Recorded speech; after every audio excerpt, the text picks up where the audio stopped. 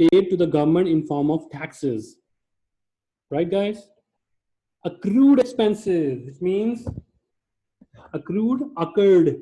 So expenses occurred but not paid. For example, the employees, they worked for you for the whole month and now you have to pay them the salary. So for the 30 days, the expense is going to be increased, occurred, and at the last of the month, after 30 days, you are paying them the salary. So we call this accrued salary. It can be the utilities, right? You use the electricity, water, and natural gas for 30 days and then you are paying that. Or you ask the laborers to whitewash the building and then you pay them the money later. It means expense occurred, you are paying them back. This is also called accrued expense, right? If life is less than 1 year, then it is under current liabilities. And now the very important part is current maturities of long-term debt. For example, you took a loan for $1 million and you said that you are going to retire that loan or repay the loan after 10 years in installment. For example, installment is like 100,000 every year. We divide it by 10. It means at least 100,000 you need to pay back the loan. So this year, among this $1 million, $100,000 life is less than 1 year. So that 100,000 becomes current maturities of long-term debt. Right, guys? So this is called current liabilities. Current portion of long-term debt liabilities that the company will have to pay off within the next year. Long-term liabilities, which mean debts due beyond 1 year. So that $1 million, right? Because we bought it for 10 years, so that is your long-term debt. Simple. Bond payable, notes payable, simple. Right? Any question? Ali, Anis, Kathleen, Constance, Jody, Fabian, Florian, Lota, Nimesh, Chloe, Wusion. No question for me. No question for me. No, sir. Okay. Here we go.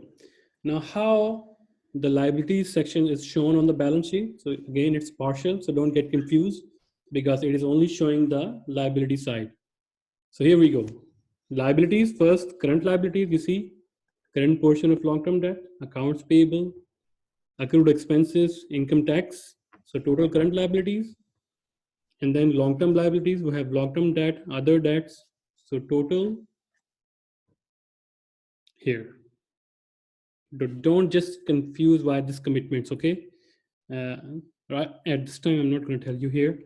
So we will be telling you after, I think, when we are actually seeing the treatment, accounting treatment of these liabilities, we will see over there. I think it's chapter 9, not 9. I think it's chapter 7. Okay. Right, guys. This is how the liabilities are shown on the balance sheet. Now, the owner's equity part. Owner's equity, right? Here we go. The owner's equity, the definition is, it represents the stockholders' ownership of the business assets. How much from the assets belongs to stockholders or the owners. So it includes common stock, paid-in capital, retained earnings, treasury stock. We'll be having a detailed discussion on when we talk about the treatment of equity. So up till now, just now for your information, treasury stock is the amount of your own stocks that you buy. If a company buy back its own shares, we call this treasury stock. So common stocks, their amount represents the par value of the shareholder. That's it. For example, so you have seen the currency, for example, $1. It is just $1, but when it is converted to your own countries, it is, for example, in yuan, it is 6 yuan. Sometime it is 6.5 yuan. Sometime it is 7 yuan if currency appreciate or depreciate. Similarly, it happened to the stocks as well. So $1 stock value $6, $6.5, $7, but the value is $1. So common stock mean its original value, par value, original value. It is $1, and rest of the thing is additional paid in capital. Simple. So if $1 is written here and $5 written here. So that total 6. Right, guys? So additional paid in capital, excess of power. Simple. Common stock and paid in capital. Retained earnings, I'm not going to repeat here. So retained earnings we just calculated. So it will be coming from statement number 3. We make statement number 3, that value will be written here. That's it. So that's why the orderly value of the retained earning is just you copy paste from the retained earning statement and you just paste it here. First statement is going to be income statement, second going to be the retained earning statement, and third is obvious balance sheet, and fourth cash flow statement. Accumulated other comprehensive incomes or loss, that is also part of stockholder equity. And one example is for example, currency translation. It is advanced accounting concept. I'm just going to give you a little, taste here. So currency translation. For example, the Apple company now earned a profit of 6 billion yuan in China. Right? Now they want to send back these 6 billion yuan into the head office of America in dollars. So when they convert the 6 billion yuan into a dollar, it should be becoming $1 billion because $1 dollar is equal to 6 yuan.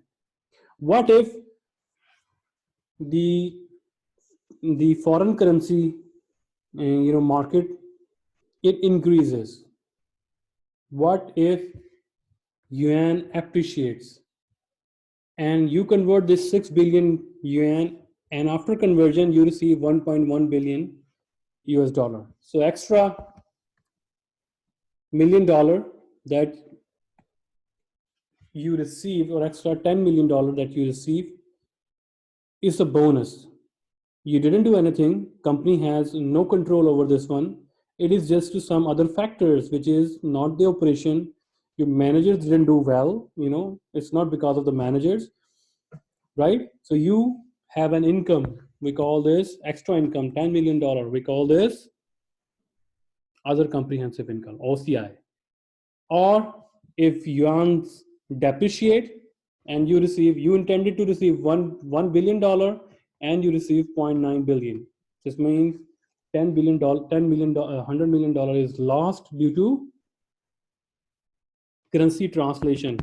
And the managers will say that, look, this is not my concern. We earned $6 billion profit and we just 6 billion yuan and we send it to you. It is because of the currency market is like that. So yuan appreciates, yuan depreciate, and what happened? You receive less dollars over there. So that is not in our control. So we call this OC loss, other comprehensive loss. Okay. Additional paid in capital, we just talk about that amount of cash received on initial sales of company stock in excess of par.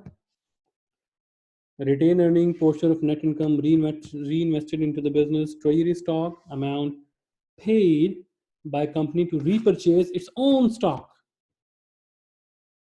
Right? So remember the assets, short-term investment, long-term investment, right? So if we purchase others' company stock, that is our asset. Depending on the life, if life is less than 1 year, that is short-term investment. Life is more than 1 year, it is long-term investment. But if we repurchase our own stock, that is not the asset, that is shareholder equity, and the name is treasury stock. Here we go. The other company accumulated comprehensive income, so which is gain or loss that are allowed by the FASB to bypass the income statement and to be recorded directly on. So that income is not written on the income statement, right? You didn't see. The formula is revenue minus expenses. You get the income statement, income, and that is the income statement. But you didn't see the other comprehensive income here, right? OCI you don't see here. It means OCI directly written on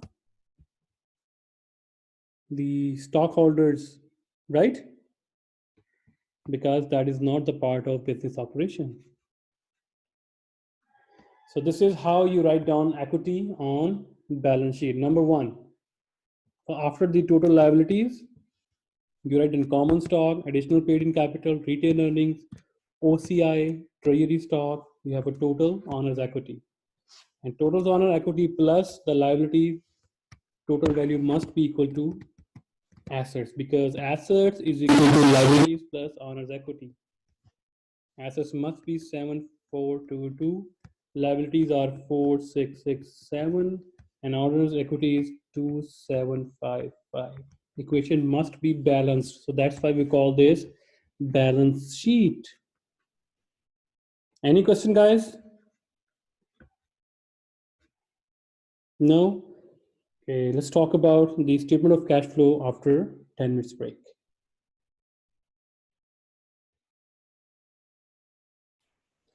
Okay, guys, welcome back after a break. So we just completed the balance sheet, and our fourth and last statement is statement of cash flow. So cash flow statement, it reports what happens to the cash, what is happening to the cash. Only cash activities are recorded. So cash flow statements report three types of cash activities. Number one is operating cash flows activity. So remember, cash inflow means cash coming to the business, which is a positive sign, right? Cash outflow mean